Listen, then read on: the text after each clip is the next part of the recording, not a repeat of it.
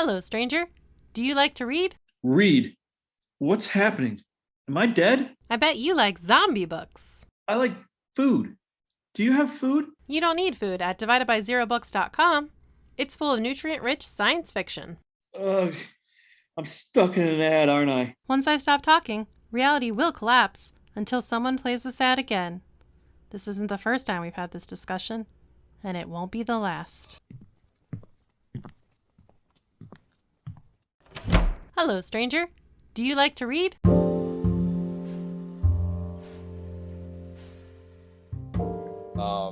But you're with Europa, I'm working on with chapter 6. Yeah, man, that Master Sergeant you wrote, I thought she was like the villain of the piece, because that's like the most sadistically ice cold, toxic person. Like, it for our listeners, because I'm gonna rewrite that like so much. By all means. It's like at one point they're doing like they're paratrooping from the sky, from space to the ground, and they're in these like fucking like mech suits or oxygen suits or whatever. And at one point they're all on this open comms line, and then one of the guys gets shot, and then he's like, oh my god, I'm dying, what am I going to do? And then on an open comms line, the Master Sergeant, who leads a company of soldiers, says, we're just gonna mute him because we don't need to listen to him die, right? Does everyone agree on that? And everyone's like, yeah, let's just let him die alone and suffocate slowly as it all goes black. And I'm like, Jesus fucking Christ, that's the coldest goddamn thing I ever read. Like, that is ice cold, man. And but I get what you were going for. You were going for hard NCO. Hard NCO if you can't do shit for the guy, and Which is exactly what it is. For the benefit of the listeners who obviously have not read this yet or seen anything about it. The problem with like getting hit during an orbital insertion is basically like getting hit in your parachute. Until you hit the ground, there's nothing you can do. Except in this case, if you get hit and your suit is damaged, you can't land properly. So it's like it's like if you were to get hit, well in free fall in a parachute, and your parachute gets broken. So basically what happens to this guy is he's now sentenced to smack into the surface of Titan at terminal velocity. And basically what I was going for, and again, thank you for pointing this out, I'm not complaining by any means. What I'm going for is like she's basically trying to save the other members of the company of the drop wave from having to listen to their team member panic as he like rides to his death. So if there's a better way to put that, by all means, make that happen. But that's pretty much what I'm going for. I'm gonna have her just shoot him in the head. Well, she can't. That's the thing. They're falling like, in some cases, kilometers away from each other because they're like falling through. They're not parachuting. They're basically like free diving right now. They're basically like, it's kind of like it's the way an orbital insertion with this task force that they're part of work is it's kind of like a halo jump. They basically fall in free fall for a long way, and then the suit that they're in kicks on, and it's kind of like a jet suit that then has retro rockets and stuff to slow them down for like the last maybe couple of kilometers before they hit the ground, so they can fall as fast as possible so they're not in harm's way as long. The fundamental way that any military organization works is that you're a part of it. Yeah. And you're a valued part of that team, right? Or at least you inherently have some value as a member of the team, and you have a place and you have a purpose. And the team is there to support each other. Mm-hmm. And the team is there to protect each other, has each other's backs, all that. And if someone's going to die and everyone sees, oh, Nick's going to die. He's not dead yet, but he's going to die. The question becomes, we can't save him, but how do we show him the most human compassion we can? How do we let him know that you're a part of the team. You know, you're on the team, right? To be on the team means that if you die, someone will come for your body. Somebody will send your mom a check, or your wife. Yep. You know, like I have known people that died in uniform, right? Died on duty, and I won't go too deep in the details because I don't want to tell stories out of school, but and I saw what my unit did to make sure that you know, the family was taken care of. You know, I knew a guy who died, and then at his funeral, I overheard the master sergeant, the sergeant's major, and everybody talking and saying, oh, he's got a wife that they were about to get a divorce, and she's got 3 of the kids, but he has this girlfriend, fiance, that they were going to get married as soon as the divorce goes through. And then, but he's got, you know, she's got his 4th kid on the way, right? And so they're like, how do we make sure all 4 of the kids and both of the spouses are taken care of, right? And they're asking questions like, well, what do the regs say? Like, how do we can probably take care of the baby, but can we take care of the fiance, even though legally the wife, who's the legal wife, takes precedent, right? I don't remember exactly how that all shook out. I was just listening to them asking those questions and trying to figure out how do we best take care of his survivors and his family and his children and everything. And, you know, it wasn't like contentious or anything between the 2 women and the families and stuff. It was a funeral, you know. And for my money, if they can't just put a bullet in the kid's head, how I think I'll probably rewrite that scene to really sell it is have the master sergeant talk to the kid. That's what I was thinking too, actually. Okay, just talk to him on the whole ride down, ask him questions, and just distract him. Yeah. Because if you really want to just tug at some heartstrings, you know, do that. And so that way, the master sergeant's an asshole, and you know, someone's deployed too many times, so she chose being an asshole over, you know, as a defense mechanism, which I've seen before, which isn't unrealistic necessarily.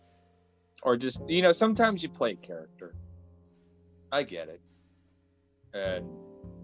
But you know, if I'm on a drop, not that I've ever jumped out of an airplane, but if I'm on a drop and then you're gonna die, you're my best friend, and you're gonna fucking bounce off the ground and go splat, right? And you're just screaming the whole way.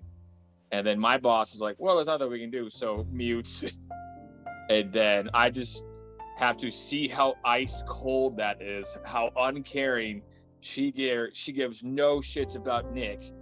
And so I'll know if I'm in trouble that's how far leadership will care for me, right? That's how far the organization goes for me, because I see the way she conducts it with others. And so that one instance would totally implode unit's morale. It would destroy esprit de corps. It would kill everything, right?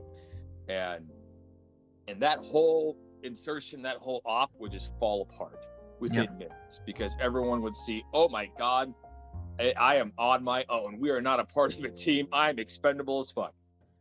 And I know, and this isn't, I hope me saying this doesn't strike you as me. I don't think you're like dumb or anything, man. That's not what this is. I have this experience of this world and you don't. And And so this is me saying, I'm your military advisor on the Spacer Saga. And so this is me saying, hey, this is how it works. But this is your area of expertise. This is, yeah. I'm not going to say this is why I keep you around in the Spacer Saga universe, but this is a big part of it. Like you remember when I first sent you the book Spacers, like 4 years ago now, or however long it's been. Wow. The main reason I sent you that when I knew you is because I know, oh yeah, Derwin has some military, a background. He might actually know how to like make this not suck, because he'll be able to point out the things that me as a civilian doesn't know. Basically, way around a loophole to solve the Star Trek syndrome, which is what you posted about, and obviously told me about very eloquently, how people get filtered down this military culture, which they have no experience of themselves. I have the most limited military, not even experience, but like exposure to it, because I was very briefly in ROTC, and I've hung out with a lot of people, and I've watched a lot of movies and played a lot of video games, but that's it. I don't have the actual experience. You did it for more than a decade. You were in that culture, so you know the way things like what Master Sergeant McAllister doing in the original draft of this story would do to unit morale. So by all means, if you can think of a way to like salvage this scene, because basically, I'll try and give some context for this story. Like the flashbacks told in the book The Europa Goodbye are the story of Darius's first drop as a member of, I believe it's called Spire Force. It may have another name. I have to look at my lore, because goddamn, I've got so much lore I can't keep it straight sometimes. But it's basically their equivalent of the ODSTs from Halo. Basically dropping in from low orbit to do rapid assault and reconnaissance behind enemy lines. So essentially a 24th century equivalent of paratroopers. Yeah. And they have a very high, or comparatively high anyway, rate of attrition, because it's very dangerous work, and the health is, as you obviously see, there's a chance of getting shot or hit with a missile, destroying the drop. And basically, this is a botched mission. It's basically the story of his first mission and how he comes to realize, oh, this is what war is like, and I've got the rest of a deployment to try and survive it. And that's it's kind of the reason I decided to put this particular flashback told in segments through like a couple of chapters, because obviously there's going to be more chapters that flash back to this period in the book, is basically to showcase why Darius is the way he is. Because it's basically like how Janet's flashbacks in Shadowplay show how she came to be who she is. This is basically showing why Darius is so traumatized, because he did one of the most dangerous jobs in the Spacer Corps for 4 years during the Titan during the Civil War on Titan, and it fucked him up. He did it because after this first mission, he realized, well, if I don't do it, somebody else is going to have to. I don't want anyone else to have to do this. But he also realized, well, if I'm going to survive this, it's going to take every bit of sanity that I have. That's a very real response. I remember a phone call with, I might have told you this before on the podcast. I remember a phone call with my father after I got off deployment. I got back to my rack, and I kept thinking I had to go back. There was work to be done in the desert. I needed to go there and help people and save lives. And he said, you are not an expendable, right? There's 20,000 guys just like you. Granted, this was my father, and the dude loves me, and he wanted me to come home. What it was. I get it. Yep. He's also like, I want my kid came back from Iraq in one piece, so let's not roll the dice twice. Yep. But I remember wanting to do that and feeling guilty that I wasn't there and that I needed to come back. I needed to be, finish the unfinished work. And it wasn't 2010 a different time. So with Alpha. Go ahead. Just a final note on the Europa Goodbye. Part of the story of Darius is that he went through all of that and then almost the story of, and I'm going to try and keep this contextualized because obviously you don't know what Titan is as much as probably I do. You might be familiar with it. It's the moon of Saturn. I'm sorry, the largest moon of Saturn, one of the largest moons in the solar system. The difference between the civil war on Titan and the civil war like in the Jupiter, like planet system of moons, which is where like the Draconis crisis actually began. This is all like part of the lore of Spacer Saga. Is that when the first Draconis crisis ended in the Jovian system, the Draconis were not in power anymore.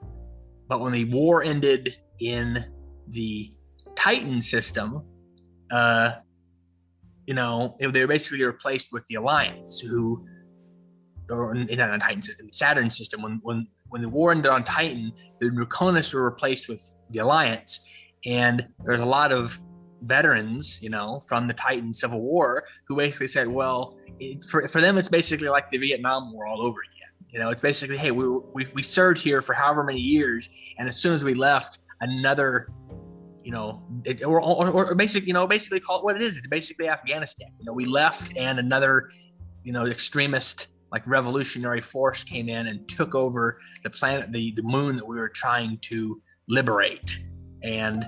The same thing happened in Iraq.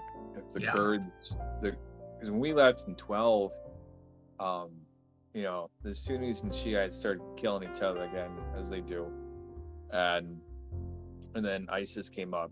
But then you had this little pocket, this unofficial country called Kurdistan. Yep, I'm familiar with it.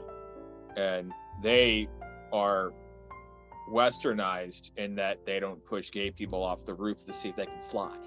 Mm-hmm. That those guys held together because they weren't interested in living under extremist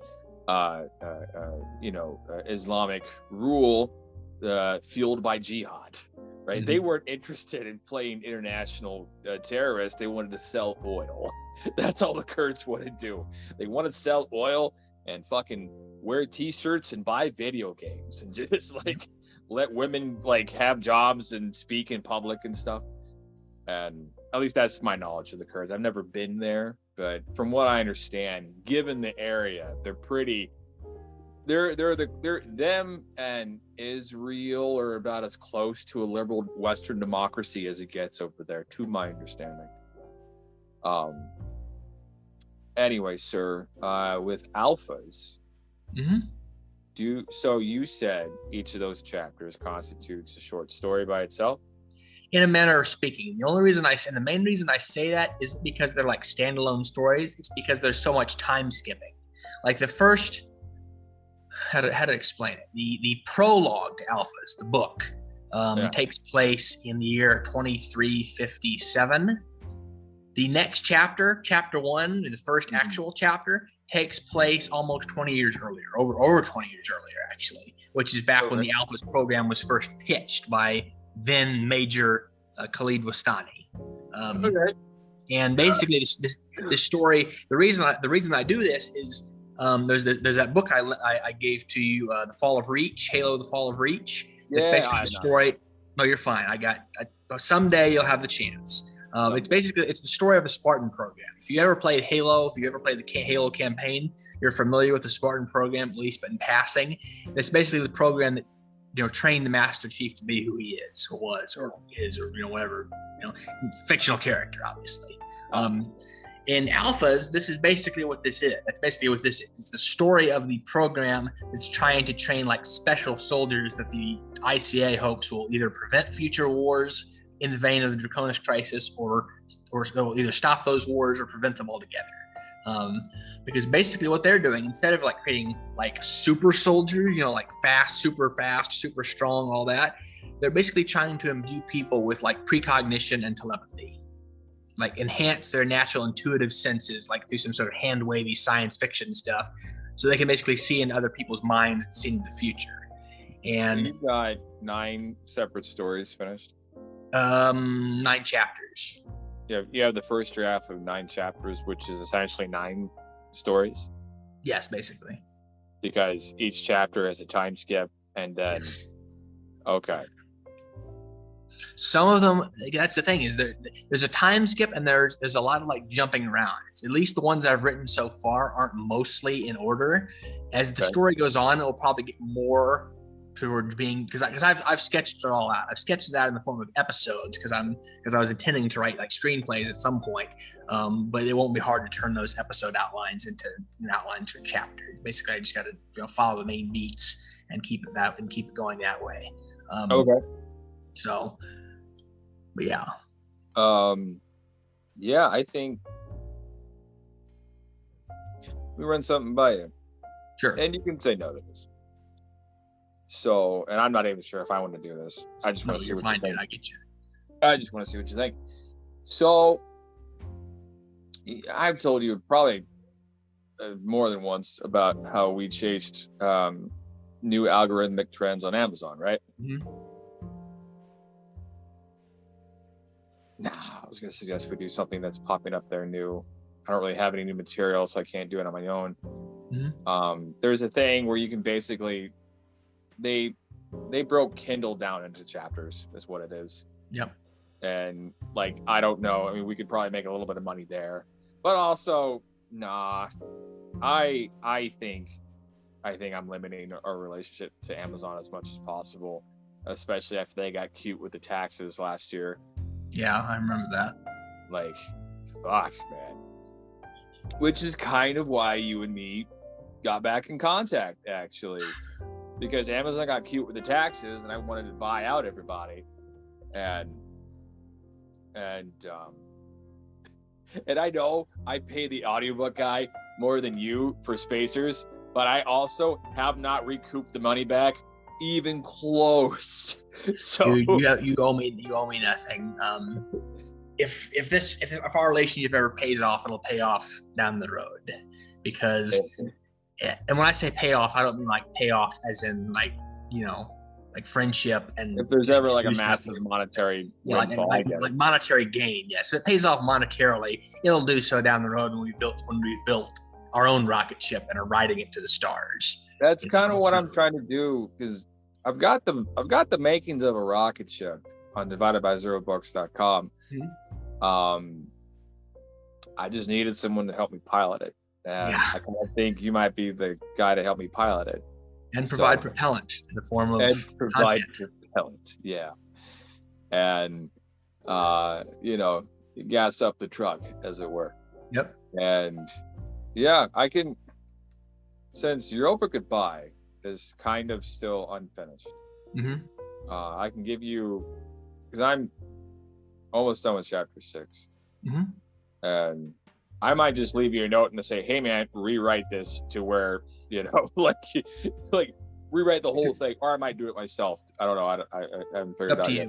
Because basically, just on that note, basically what I'm thinking, and again, you can, if you decide you want to rewrite the section in chapter 6 that's offensive, that's not offensive, that's not the right connotation, like that's offending, it's like has like problems with it. Basically, the way I'm envisioning rewriting it is basically sort of having like maybe having McAllister like break her like usual gruff demeanor, like get on the radio with the kid who's hit and sort of like say, hey, it's gonna be okay, like trying to, or just try and like talk him down, and then like it's sort of, instead of like having the whole conversation, it just shows like Darius like listening to the conversations, like kind of a show instead of tell almost. But in this case, it's basically Darius like saying, I listened to her try and distract him from his impending death, and whatever it did, like show how it affects him, because that's the important part. It's not necessarily even the story of what's happening, it's the story of how Darius is affected by it, because that's the whole point of these flashbacks. I don't even think we have to show necessarily how it affects him, because if we write it compelling enough, if it's heartbreaking enough, it'll affect the audience member. Mm-hmm. And then by proxy, they'll imprint those emotions, that reaction, the effect that it had on them, onto Darius, because Darius was there. Darius is the proxy for them. Mm-hmm. So that's a good point. It'll show on Darius through the audience themselves, right? Because if you do it right, you can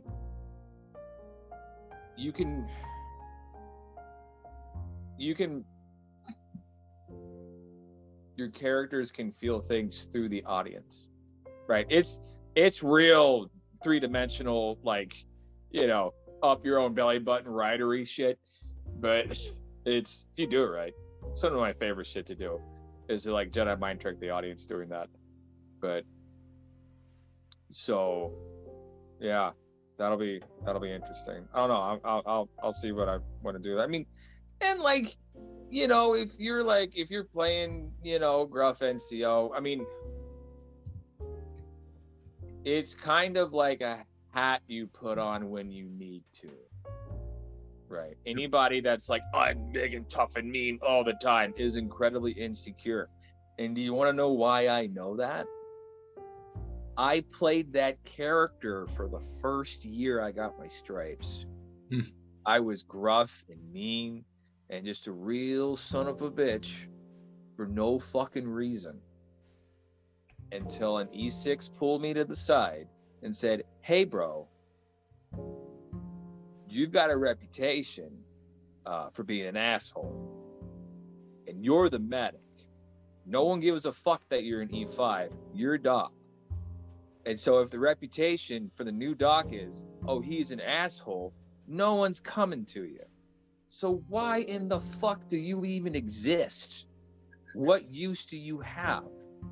And it was one of the, I am forever grateful to that man for pulling me off to the side and granting me that come to Jesus moment in the woods at like 2 a.m.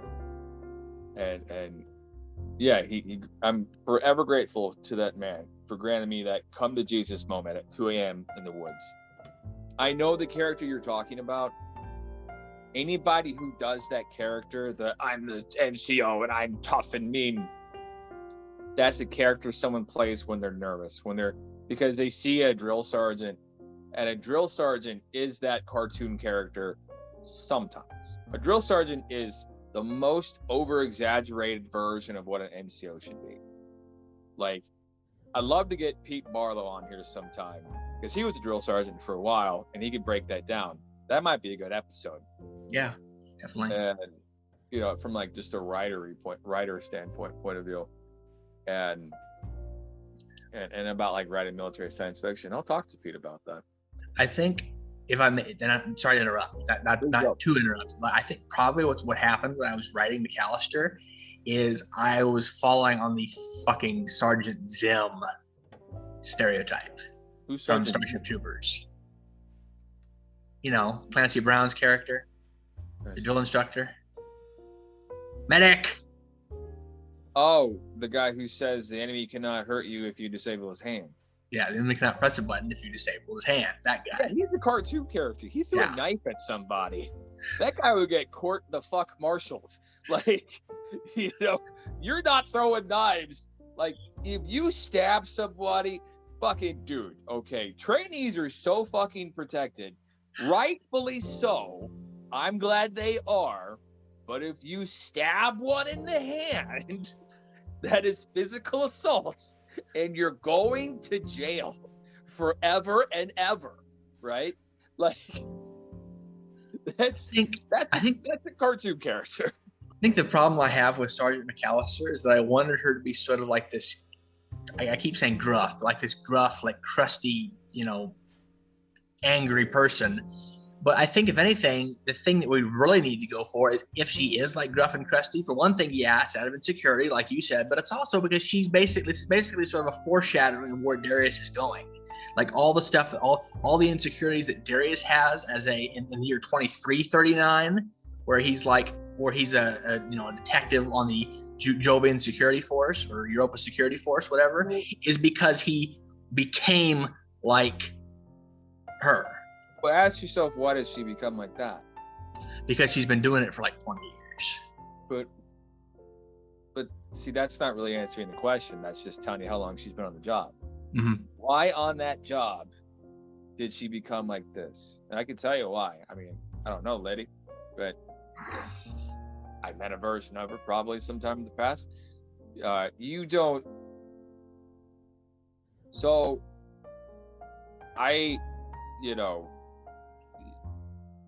my own limited experiences. I was at NCO for 5 years, but you do things. Your job is to make sure that fucking teenagers don't get themselves killed. And some people, a lot of people, new people, they failed, right? Not through any fault of their own, but that's a burden they carry. And so a lot of it is, oh, I met a kid like you once and he was with me and then he died. And I blame myself for it to this day. So, Don't get to know other ones. Well, no, you'll not see, not even that. Not even that. It's you'll it's an overcorrection. Oh, yeah, good point. People aren't expendable. I know you know this.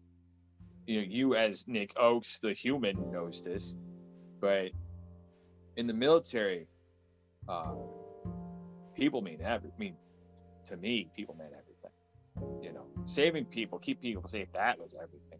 Keep making sure teenagers stay out of trouble. I mean, I remember senior NCOs trying to get us to forge medical documents to commit insurance fraud. And I was like, nope, we're not doing that. We are and this guy's like, Sergeant Lester, we're one team, one fight. I was like, pass. That is insurance fraud. No, what I said was, Roger that, Sergeant. He leaves. I turn to the E2. I'm like, you are not fucking doing a goddamn thing. If you do what he says, your dumbass is going to fucking prison. Do not do this. I will talk to our boss. I don't give a fuck what he does. Unless he's got a gun to your head, don't sign anything. Yeah. He wouldn't have a gun to his head in real life, but No, I get you. It's kind of like what you're saying kind of reminds me of something else from Halo: The Fall of Reach, actually, because I'm actually listening to it on Audible right now. Okay. Which is part of what got me into trying to workshop alphas, because I'm stupid and I got myself into that vein of thought. You're not stupid. You just get distracted. There's a line in Halo: The Fall of Reach right after the Spartans have been augmented. Because there's basically what it starts out is, if you're not familiar with the lore of the Spartan program from Halo, they kidnap 75 6-year-olds and induct them into a Black Ops military training program. Mm-hmm. And then when they turn 14, they augment them with stuff to make their bones nearly indestructible, to give them stronger, faster muscles, reflexes, all that stuff, basically to make them super soldiers. Well, the problem is almost half of them wash out. And when we say wash out, we mean die, because the side effects kill them. And when they're committing the ashes of these fallen Spartan candidates to space, the chief petty officer, who's their head drill instructor, he tells John, the master who goes on to become the Master Chief himself, the main character of the Halo games. He tells him as a military leader, because John is trying to take responsibility for the deaths. He was the squad leader, and his men, some of his men died, so he thinks he's to blame because that's all he knows. All he knows is the military life. That's all he's ever known. And Mendez, the chief petty officer, tells him, as a leader, sometimes you're forced to spend the lives of those under your command. It is not all right to waste the lives of those under your command. And John asks him, was this spending or wasting, sir? And Mendez doesn't answer. And again, I know that's kind of a hackneyed thing from a book, but I think what he's trying to say is kind of what you're trying to say, is that the lives of those in any command, they're essential. I think. And the senior NCO is, their whole job is committed to the welfare of soldiers. Mm-hmm. I don't understand the Army from an officer's point of view, because I was never an officer. It's a different world. They think of things at 30,000 feet. My job was to think of things at the eye level and to make sure that, was to catch problems before they happen. Make sure, I've caught at least one guy who was going to go behind a tree and eat a bullet before he did. And so, and if you do it right, and if you're lucky and you're kind, you can be such a positive impact in young people's lives, and you can be the person that they think about when they become NCOs, right? they look back to you as their first NCO and think, oh, that guy, kind of an idiot, but he gave a shit, right? You could be stupid, but if you show up to the party wanting to like be a good person and care about me, then, you know, that's half the battle. The gruff NCO thing you're thinking of, whenever you want to write it in the future, think of it this way. What is this character overcorrecting from? Because you keep saying stuff like, oh, they've been in for 20 years. Well, yeah, but what happened during those? You don't have to like map out the entire character, their entire 20 I probably career. will, because that's how I am. Or do that. And we'll do like a spinoff at some point. But, well, like here's the thought I had, like when. Sorry. Hold on. Go ahead. If someone does, you know,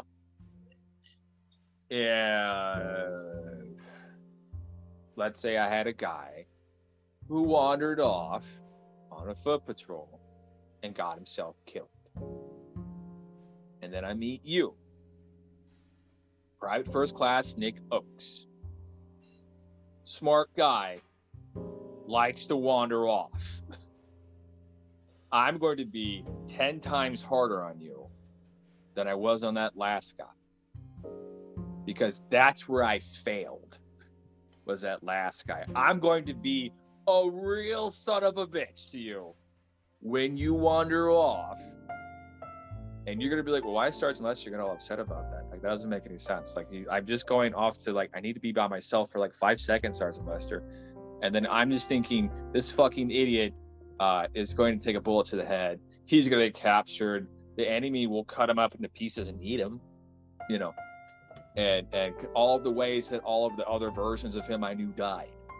And so I'm going to just relentlessly fucking just, like, you know, I will be, I'm not gonna like hit you, but I will be unpleasant to you when you wander off for that reason, because I know what happens when Joe wanders off. When Joes wander off and want to have alone time, they get killed. They die stupidly, and I have, you know, this is all hypothetical. I've never had this in real life. This is me inserting myself in the role of an NCO to tell you this. To teach you this.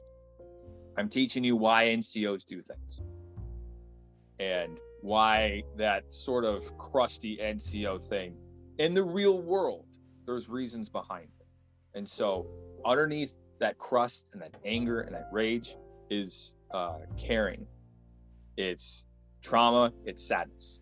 It's wanting to make sure that everybody comes home and knowing that if they don't, you will always blame yourself. And so, and when like you write characters that make responses like that, you know, and in the world of this fictional world that we're building in this conversation, as I'm your squad leader and we're on a foot patrol and we're going down whatever fucking dark alley in whatever fucking shithole desert, and then you wander off because you see a shiny rock. And then I'm like, hey, where the fuck is Oakes? And everyone's like, well, I don't know, Sergeant Lester. He was supposed to be pulling security up on the rooftop.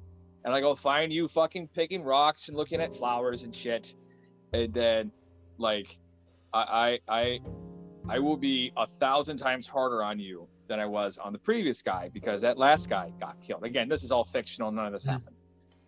And so that's an example of the gruff NCO trope that you're talking about. But the underlying reasoning behind it is that you're my responsibility. I give a shit about you. I have to give a shit about you. Otherwise, I can't do my job properly.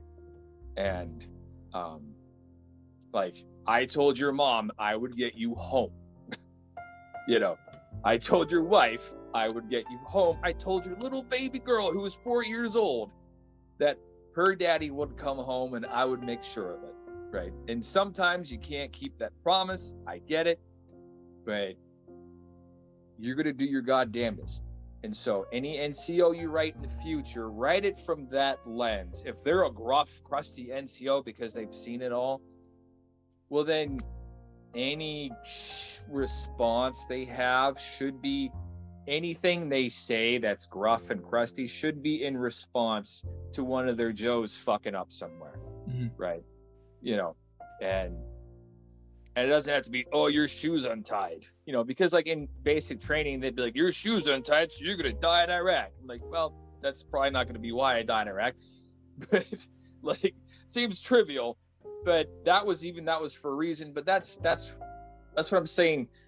The drill sergeant is the exaggerated cartoon version of it. It's at its most hyperbolic, and much like the Star Trek effect we talked about before, you know, many people only have a perspective of the military from the basis of that cartoon character, that gruff drill sergeant NCO type, because that's what their grandfathers told them the military was like, because their grandfathers were all drafted into Vietnam. Their grandfathers were drafted into Korea or going to fight the Germans, whatever. And so much like how Gene Roddenberry started Star Trek, the dude fought the Japanese in the Navy. So he's got all his firsthand experience. By the time Next Generation rolls around, you've got all these people. He's kind of shepherding the shows, but you've got these people running the shows that have worked with Gene Roddenberry. By the time Discovery rolls around, no one has set foot near a recruiting station, and you've got people that might have seen Star Trek at some point, maybe.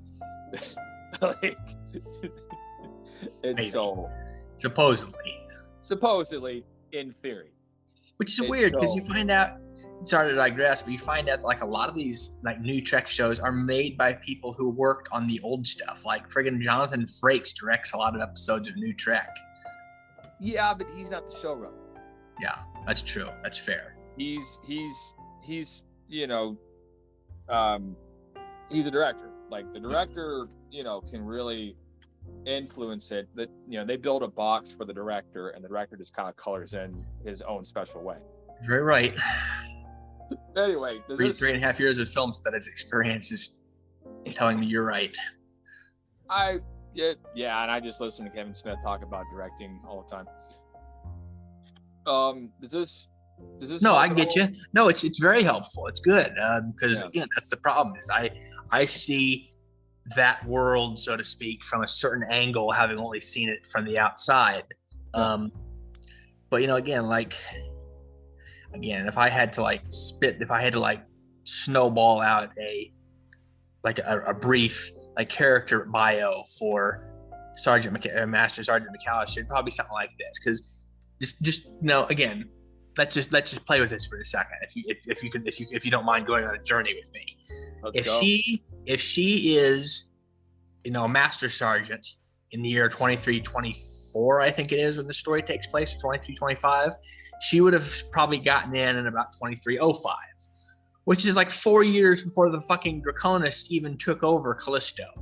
So she started out in a relatively peacetime military. They were still doing like police actions in the outer system, like when they were instances of like piracy or like rebellion, little things, but there wasn't like a big war going on. Basically the difference between like the military in the 90s and the military in the mid 2000s. Yeah. And then in 2317, the Draconists carry out a terrorist attack on Mars to protest the blockade of Callisto and the Jovian system that the Spacer Corps has been doing as a result of the Civil War there. And that's where shit really kicks off. So basically what happens is you've got a probably an NCO by that point, probably been an NCO for several years, who's been in for, you know, 10 to 12 years, and is now suddenly in a wartime military, and is probably in a frontline unit, and is now having to like readjust to leading men in combat, and probably make some mistakes, sort of like you said, as far as being like lax with how they lead those men, those spacers. Some of them die, and it makes her sort of harden as she like realizes, oh, I can't do this, or this, or it's going to get more people killed, and I can't live with that. So she then it sort of hardens her, sort of ossifies her exterior in a way. What are you thinking? What do you mean? Why is she hardened? Well, because like sometime between when Darius meets her, when he joins the unit, and when the war like actually begins about 7 or 8 years earlier, she makes mistakes. She, or maybe not even, it's not necessarily even like a mistake thing. It's just people die under her command. And it's basically exactly what you said. She realized she hardens as a result of realizing, oh, this is the cost of being too lax or too, not paying close enough attention. This is the price of not being hardcore on these, on these grunts. Is they'll do shit. Shit will happen to them that I can't live with. It's. Go ahead.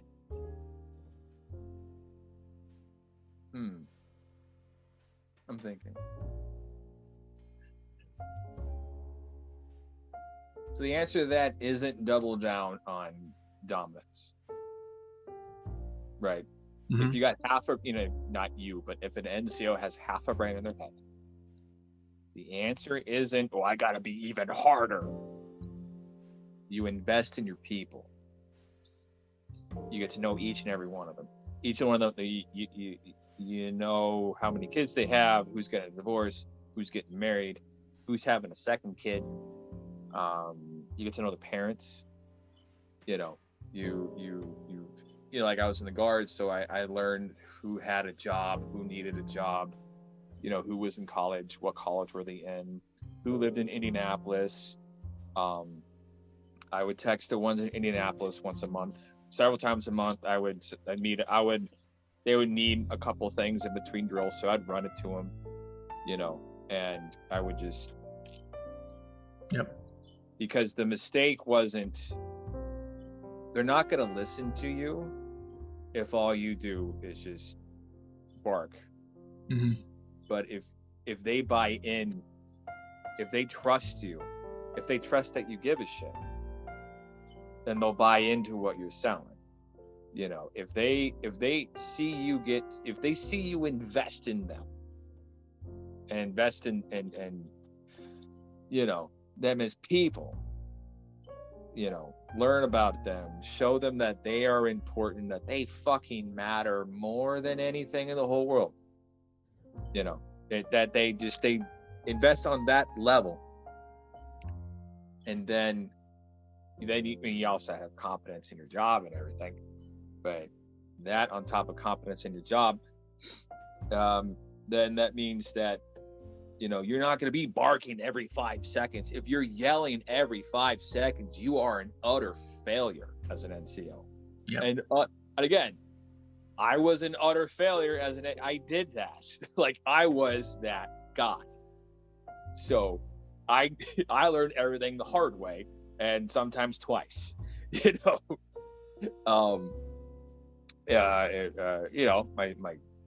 after I had that come to Jesus conversation in the woods, I figured out things real fast. And so if you're a 20-year person that started off in peacetime and then saw the world go to hell, and then sometimes you make mistakes, then it's not gonna be a question of barking at somebody. I know I gave you an example of barking at you. That's a thing you pull out only as a last resort if the things are dangerous. Yep. For me, that's the NCO I was. It's more, you try to solve problems before they happen because you've seen problems happen already. Your experience grants you a little bit of prophecy, of telepathy. Because people tend to, don't say this to like a table full of women because they will not appreciate the sentiment. Yep. But people are remarkably similar to each other. There's only like really a dozen different types of people. Like people fit in kind of like boxes. And you're like, oh, I've met you before. And you can kind of be like, oh, I know how this is going to go, And yeah, a table for women will not appreciate that. And they will let you know how wrong they think you are. Which was a fun dinner. Yeah, I remember that story. Yeah. And so as an NCO, when you're leading troops, granted, I was real on the ground. like a team lead. You know, I was just a E5, right? Like we're talking like the lowest of lower management. I was, you know. Well, I mean, that's the thing. If I may, and again, please correct me if this is wrong. This is the understanding I have. As an NCO, especially as a lower ranking NCO, you're kind of acting like the go-between between the officers and the regular enlisted guys. You're basically trying to like translate what the possibly gruff officer says, so that the regular guys will say, "Hey, this is how we do it," or maybe like you're kind of maybe not even like that. I think this gruff thing is a TV thing. Yeah, the gruff thing that's not. Yeah, that's Cowboys. That's a TV thing. Yeah. This gruff thing that I know where you're getting this from, and I don't even know where I'm getting it from, because when I think about it, I can't think of any examples, because the sort of like war fiction that I watch doesn't have that. You know, you look at Captain Miller in Saving Private Ryan, which is probably like the classic example. He's not that way at all. Tom Hanks is not that way at all in Saving Private Ryan. He's very much the sort of almost gentle, commanding officer, and he's like joking around with the Joes under his command, and he's like, he ends up telling them where he came from to try and defuse a situation where the actual like sergeant in the squad is actually about to shoot one of the members for trying to desert.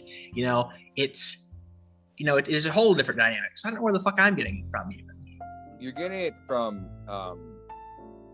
TV and movies and books, from our mass media culture. Like it's, you mean you've seen Hacksaw Ridge? No. Okay. But I've seen part. I think I've seen the part you're probably referring to, the part with Vince Vaughn. Yeah. So Vince Vaughn, that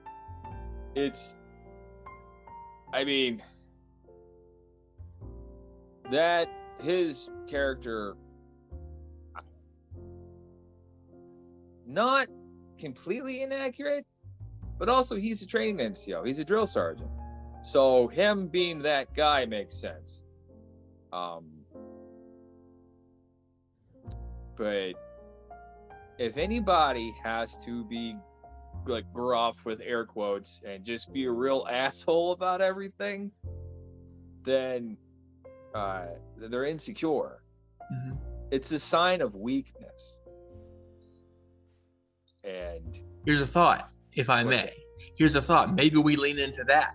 I know this is kind of a hard left turn. Maybe we lean into that with Mikhalich's character. You mentioned when your like initial text about the character, if I was like intending her to be the villain, maybe she's not like an out and out villain, but maybe she is kind of like an antagonist for Darius, because maybe in terms of her like being insecure about being a leader, take it again. I don't know if this sort of thing would happen. I don't know if it would happen like, maybe 300 years in the future when the story takes place, if there's like a different military culture. Say she's transferred to the Spire Force, like, basically the paratrooper force, to try and like get out with a better pension or something. Who the fuck knows? Maybe she's like insecure as a frontline leader, and she's being hard on her Joes or spacers in this case, because she's insecure as a frontline leader. I don't know. I mean, you could almost leave it written as is. Like if you wanted an example of the worst possible leader ever, it's what you've written as Sergeant McAllister. It is a perfect example of just a terrible. That's the sort of person that gets the Medal of Honor from a friendly fire incident. If I'm in combat with this person, right, and I'm the medic for the platoon, somebody is going to have enough of this person and put a bullet in them. Like, you know what I mean? Like, they're going to accidentally step on a mine, because like they did an audit of the Medals of Honor from Vietnam, and something like 10% of them were under like fraudulent circumstances, where people just like, they just pushed the guy on the grenade. They threw a grenade down and pushed the guy on. It goes, oh my God, he was a hero. He saved us all. And they just straight up murdered the guy, right? And again, murder bad. But so that's what bragging bad. What's that? Bragging bad. Bragging bad. But it does not happen in a vacuum. it does not happen in a vacuum. But you know, and you know, there's in the higher up you get in the food. Granted, I was right at the front. I was interfacing with Joe's. I was that NCO. I was right at the front line, right? Mm-hmm. The front line of like I was in the hierarchy. And the higher up you get, the more of a distance there is between you and the common Joe. And so there will be some sort of like distance. There will be, you know, things will be gruff in the sense of like people speak to each other differently, more curtly in the military than in the civilian world, right? There's less, you know, there's less concern for not being concerned about feelings isn't quite the right phrase, but it's very much, I would tell people that going to drill on the weekends was like stepping into a parallel universe where I'm still in the same country called, and they call this world America as well, but the culture is vastly different. And it would, you know, people just kind of, they joke differently, they talk differently. We had to follow federal guidelines because we were in the Defense Department, and so you have to follow federal rules, you know. So if the government wanted to change a thing, we had to change a thing. But you know, but yeah, the gruff, because the best NCOs I knew were teachers, right? They leaned more toward mentors. If anybody was anything like Master Sergeant McAllister, I would stay the fuck away from them. I would only go near them if someone said, "Hey Doc, Sergeant McAllister's dying," and I'd say, "Oh well, I'll go save Sergeant McAllister. Make sure Sergeant McAllister makes it through, and then never speak to Sergeant McAllister again." Here's another thought I have. What you got? Sorry to keep spitballing. I'm listening. I'm not like, you know, off in La La Land we were talking. No, like no, I you're had to talk earlier. I wanted to come back. Today. We're gonna have 2 episodes out of today. This at least 2. Yeah, we're almost on hour 2. Yeah. And I needed this, by the way, because my anxiety was sky fucking. Oh, dude, I needed to talk to you too. I appreciate that. But anyway, here's a thought I had earlier that I wanted to come back that I just remembered and decided to come back to. What if this insecurity, you know, I'm going to use the bad word, gruffness. What if this like hardcore attitude of Sergeant McAllister's is not a usual thing? What if it only happens when they're about to go into combat because she's like now insecure and like, okay, what's going to happen this time or something like that? Like, what if she is like the leader and like maybe the point of Darius's arc in this chapter at least is why the hell is she acting like such a bitch now? Well, here's kind of what I was thinking, because you've got some, and sometimes it's funny just to be a dick. And there's some parts of the culture where like if me as an NCO, I could give you a hard time in a specific way, but the culture is structured so that you would recognize that like, oh, Sergeant Lester is always there for me. He was there, you know, he was at my mom's funeral with me. The dude went to my wedding. He's fucking always there for me. And he's just giving me a hard time, right? It's, you know, you're giving your boys, you're giving your friends shit, and then like your boss is giving you shit. But it's kind of like if your dad's teasing you or something, right? It's a little bit of that like father mentor role, a little bit. What does your dad never? No, I had an idea. I'll get to it in a second. Sorry, my fucking storyteller brain just never stops. I apologize. I can't stop it. But like. So there's a scene before the drop where McAllister, and I changed this too because at one point McAllister says, "You better get ready, Darius, or you will get left behind." And I'm like, they wouldn't leave behind. that would imply that there's an option to go, because that would mean that he just has to like not tie his shoes in time and then he gets to stay. And so I changed it to, "You better leave or I'm going to kick you out the airlock, and I don't care if your suit's on." That sort of thing, right? Like that's like, "Hey motherfucker, we gotta go because we got shit to do today." You know, that's a sentence I have said and has been said to me many times. I one time held up an entire convoy because I had to take a shit. Oh, that would be me. That would be me. Man, they were so fucking pissed at me. They're like, God damn, they're pounding on the fucking plexiglass shitter door. just that was fun. That's why, you ever heard of SOG, like Mac v. SOG from the Vietnam War, the Studies and Observations Group? It's like those guys who like hunted, like went like friggin' infiltrated North Vietnam and Laos and all, and like black pajamas and like killed the Viet Cong with like stolen AK-47s and stuff. Real secret squirrel shit. Anyway, I once read that I read in a book once, supposedly anyway, and I'm not 100% sure this is accurate because the book is kind of like playing a little bit fast and loose with accuracy. But the guy implies that he heard from those soldiers that they gave them special tablets that made them like slowed down their metabolism while they were on their long range patrols, so they wouldn't have to shit while they were in the woods. If for no other reason than the fact that, first of all, it would slow them down, but also it would leave evidence for like the Viet Cong and NVA trackers to find.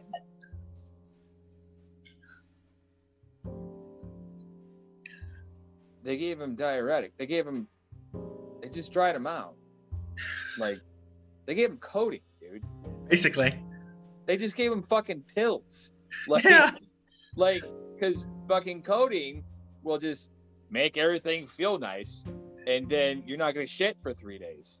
Like, because I know my papa, and I've probably told this story 1,000 times in the podcast, when I'm on leave from Iraq, he's a Vietnam guy, and he's like, yeah, when I was in Vietnam, we used to go down to Saigon on the weekends to get cocaine and hookers. And I was like, Iraq was not nearly that cool. And Vietnam was a different place. But for McAllister, there is some of that sort of like, there's a lack of patience for foolishness in the military, right? Because if you're doing everything you're supposed to do, they'll love you. Oh my God, you'll be the best person. They'll fucking love you till the day you die, which might be when you hit the ground. But, and it's kind of like the best ones. If you're fucking up, then they'll kind of turn up the heat a little in proportion to how much you fuck up.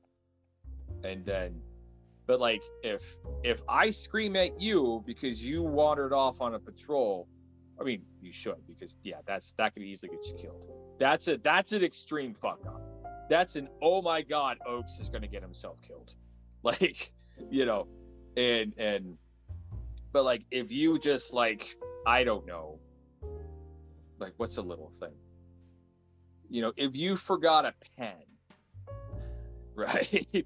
A pen's important because you got a little like shoulder pocket. We'd keep a pen and a piece of paper in there all the time. And so if Oaks is in my squad and he forgot a pen, I'm going to I don't know, say something that's I'm like I will what I'd probably do is before formation, I'd say, hey man, you got your pen on you? And I would do that. And I would ask you several times for like a year after that, like, you got your pen on the Oaks? Cool. Right? And because that's, me yelling at you is just more about me making myself feel big and powerful. But a good NCO knows that the issue isn't Oaks is disobeying me. That's not the issue. Because me screaming at you just tells Oaks that that's all I give a shit about.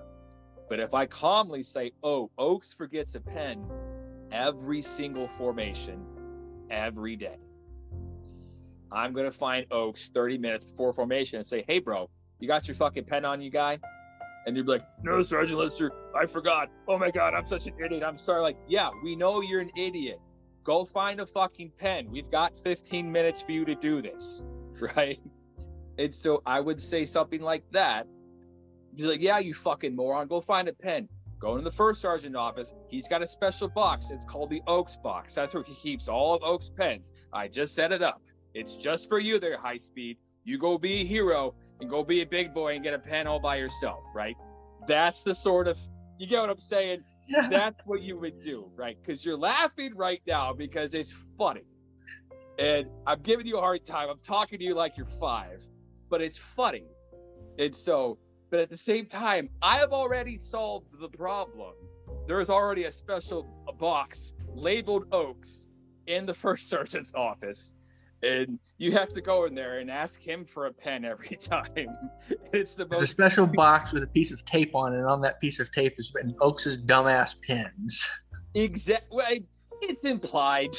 It just says Oaks, right? If you're a professional, it just says Oaks, and the dumbass is implied. Yeah. You know? And so that way, you've got a pen. You can continue mission. You're good. My squad is up. Eventually, you're gonna get tired of going to the first sergeant's office and asking for a special big boy pen, and then you'll remember to buy your own. And then when you're an NCO, you'll probably do that with your guys, you know. And so that way, it's kind of builds a bit of a bond. They're like, oh, it's like your big brother's giving you a hard time, but also, you know, I'm thinking 3 steps ahead because I know where you're gonna fail. Because I also too was once a 21-year-old private first class. So I know where they fuck up because I did almost everything you could do to fuck up as a 21-year-old private first class twice. So it's, you know, my specialty was finding guys that if you looked at a letter grade, it was guys that were like, you know, almost at a D-. They were like a 58% F. And I could bring them up to like a 75, right? I get you to a C+, a solid C. We get you past. C's get degrees. C's allow you to re-enlist and keep your health insurance. So, you know, you're not impressive. No one's going to send you to the Audie Murphy board, right? Like, you're not going to make the news, but you'll probably stay in long enough to figure shit out and be self-sufficient eventually and get a nice pension eventually, right? Like, and I realize that because I was once that sort of D- F+ group myself and figured out how to be like B+, C- area. And so I could replicate that. But that's, I don't know why my mind, sorry. I hope me kind of explaining how NCOs kind of relate to their soldiers works, because you probably, and also too, you've never really probably had a deep education on it from the NCO perspective, I'm guessing, outside of the stories I've told you. Outside, it's funny. I've told you that I was in the ROTC briefly. Yeah. Briefly. One of the training cadre was a staff sergeant in the Air Force, and we were in the office talking about something one day. Me and him and the captain, who was like the leader of our cadre. And I told him, you know, it's ironic, sir. I'm aiming to be an officer, but my initials are NCO. And they both laughed at that, and I thought that was pretty cool. But you know, yeah, I don't really have any experience with it. So that's part of why it's good to have you around, because you have that experience. You not only have experience being on the receiving end of whatever the NCO might do, you have the experience of being the NCO. Yeah. Whereas I only have the experience of having the initials NCO. Well, I mean, also too, it's kind of like, and I hope this doesn't make you feel awkward, I don't have the slightest fucking clue what it's like to be autistic. Don't got a clue, right? I'm a pretty empathetic guy, and I can kind of, like, I think I have like a sketched dim outline of an idea maybe, but you know, like I go back earlier to where I said people kind of all fall into boxes. You don't. You know, you're very unique person. I'll take that as a compliment. It is. It's I have met conservatively 10,000 people, maybe 15, something like that. A lot of fucking people. you're a very strange person. And I mean that in the best way. You're just very unique and different. And I'm kind of fascinated is a strong word, right? Almost like in a scientific way. You're like a strange animal, like an alien that crashed, and I'm studying you. You're like a robot that I built and came to life, and I'm like, how is this robot gonna act today? And You ever seen the movie Chappie? No, is it The anything Neil like Blum? Python? What? Go ahead. No, you're good. I was gonna explain a little bit, but it doesn't matter. If you haven't seen it, you would know it. And so I don't really have a vibe on what it is to be like autistic, because we live in the same world, but you experience it so radically differently than anybody else. And from our discussions here and in the real world, you've told me how you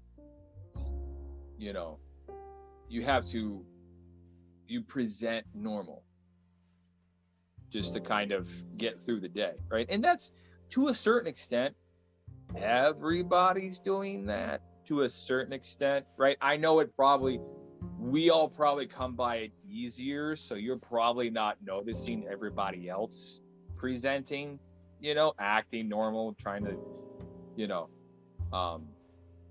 and it's probably 1/10 of as much effort for us as it is you, I'm guessing. And but also, like, with that different perspective gives you like a different outlook on the world. Sometimes you do like unique things with your hands, right? Like, he just kind of like moves his hands randomly sometimes. It's called stimming. What's that? It's called stimming. What is that? It's I don't know exactly what it stands for. It's like basically like self-stimulation. And when I say that, I'm gonna clarify so you don't think it's like a dirty thing, because it sounds dirty. But basically, what it is, it's basically like it's basically a tick, is what it is. Yeah, it's basically a tick that like helps calm the autistic person by like having like activity. It kind of smooths out any anxieties. I get it, man. And you may have noticed, obviously you don't like me to drive because I've kind of proven myself not the best driver when you're I'm not a good driver either. It's okay. You may have noticed when you did ride with me those few times that I would like sort of like scoot around in my seat or like scoot my leg back and forth. That's kind of the same thing. It's kind of like a nervous habit that I developed, like make myself feel less uncomfortable when I'm driving. I wasn't really paying attention to your position in the seat so much as where we going to crash. I told my wife, she's like, well, why doesn't Nick just drive? And I was like, I've ridden in the car with him twice and we've gotten to nearly 3 accidents. So you do the math. But probably, I'm not blaming you. It's probably because I was so focused on talking with you that I wasn't paying attention, because I've never gotten into a crash, knock on wood. I'm the same way with you, because when I'm driving us around, I'm not always paying up. I'm also like interested in our conversation. And so you can kind of like, when you're driving, you can kind of like power your senses down to 60% and stuff. But also if you're way engaged in the conversation, you're like, oh, I missed a turn. Yeah. But no, and I mean, too, you drove to New York City, bro. You already did something I wouldn't drive in Manhattan. Are you insane? And not only drive in Manhattan, drive in a transit van. Yeah, fuck that. Abs, you're a better friend than I am. If you said, hey, Derwin, I'm moving to Manhattan, can you drive my van? Fuck no, I can't. I'll fly out there and I'll meet you. I'll help you unpack, as long as the stairs aren't too tall. Or I'll fly out there and I can bring pizza. I'll be a part of the experience. I'm not driving through Manhattan. I have no desire to win the road warrior. Like, this isn't the Hunger Games. Like, come on, man. Manhattan is insane. And you did that already. So, bro, you drove through Manhattan with a big moving truck and you didn't get yourself killed. You're already a competent driver. You're good. But anyway, sir, I think on that note, we can end it there.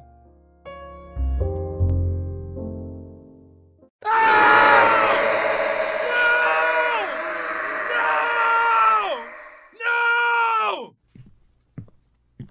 I can't believe it.